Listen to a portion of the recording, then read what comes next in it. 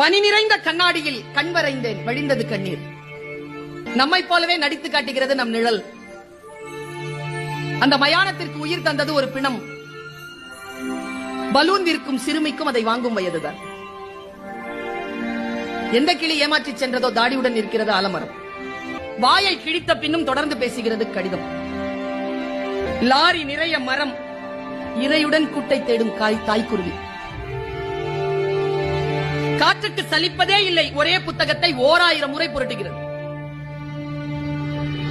இலையின் நடனம் அதே காற்று, இலையின் மரணம். சரிந்த மேம்பாலம், இழிபாடுகளுக்கு இடையில் சிக்கியது ஊழல். மணல் விற்கும் திருடனுக்கும் தேவைப்படுகிறது அவன் அஸ்தியை கரைக்க ஒரு ஆறு.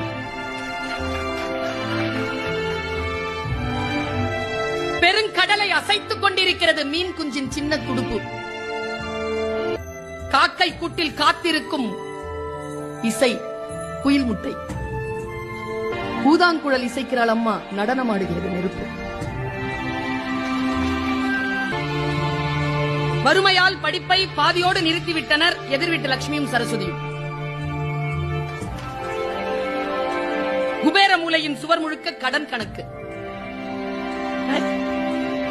யானைக்கு இனித்தது போலவே எறும்புக்கும் இனிக்கின்றன கரும்புகள். குழியில் விழுந்த யானை